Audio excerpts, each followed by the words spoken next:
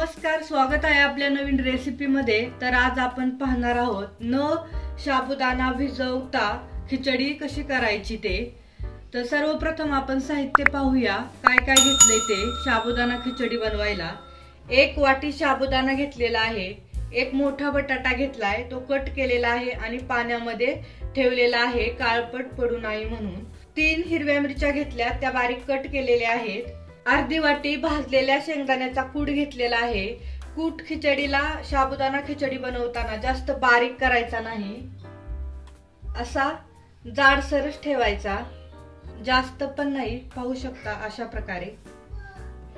साबुदाणा खिचडी आपण तुपामध्ये किंवा शेंगदाण्याचं तेल तुमच्याकडे असेल तर ते पण तुम्ही वापरू शकता। आणि चवीनुसार मीठ। येथे मी चाळणीचं भांड घेतलेलं आहे। 1 वाटी साबुदाणा आपण स्वच्छ धुवून घ्यायचा आहे। गॅस ऑन केलेला आहे, मी पातेलं ठेवलेलं आहे, त्याच्यामध्ये अर्ध पातेल्यावरून पाणी ओतलेलं आहे। छान ह्या पाण्याला अशी उकळी येऊपर्यंत हे पाणी आपण गरम करून घेणार आहोत। पाण्याला छान उकळी आलेली आहे। येथे मी 1 वाटी साबुदाणा स्वच्छ धुवून घेतलेला आहे। आपण हा साबुदाणा या चाळणीमध्ये 5 मिनिटे वाफवून घेणार आहोत।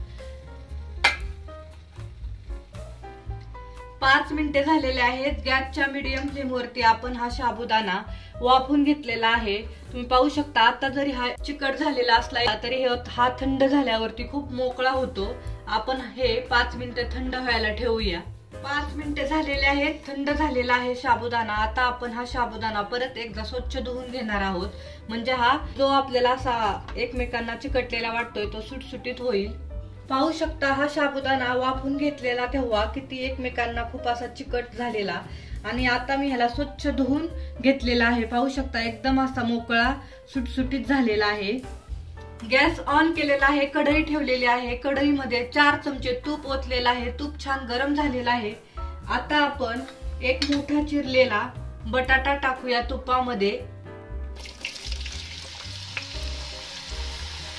तुपामध्ये बटाटा आपण 2 ते 3 मिनिटे छान असा परतून घेणार आहोत।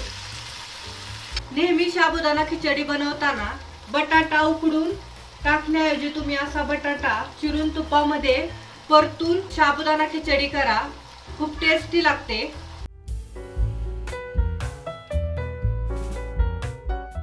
झाकण ठेवूया। 5 मिनिटं झालेले आहेत, झाकण काढते।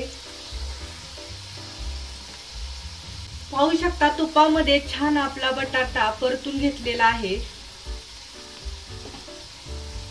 याच्यामध्ये 3 हिरवी मिरची बारीक कट केलेली, चवीनुसार मीठ 1 चमचा, मिक्स करूया।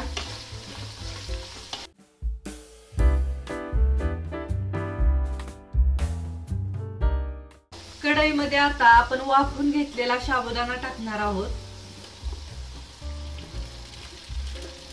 मिक्स करूया।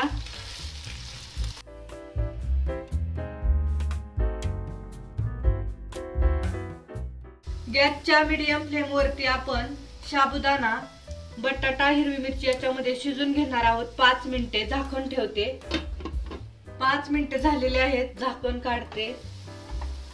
छान आपली साबुदाणा खिचडी तुपामध्ये छान अशी शिजलेली आहे। आता आपण याच्यामध्ये अर्धी वाटी भाजलेल्या शेंगदाण्याचा कूट जाडसर टाकूया,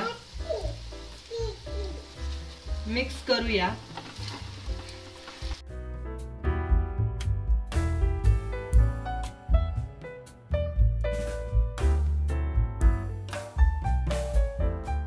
दोन मिनिटे परतून घेऊया, म्हणजे साबुदाणा खिचडीला आपला शेंगदाण्याचा कूट व्यवस्थित असा लागेल।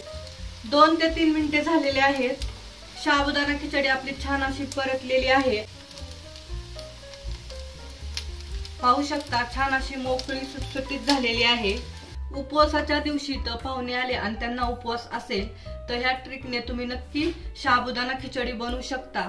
आणि एखाद्या वेळेस उपवास असतो ना, आपल्या लक्षात राहत नाही साबुदाणा भिजू घालायचा, त्यावेळी काय करायचं तर मी जी ही रेसिपी सांगितली या पद्धतीने करा, खूप छान टेस्टी लागते खिचडी।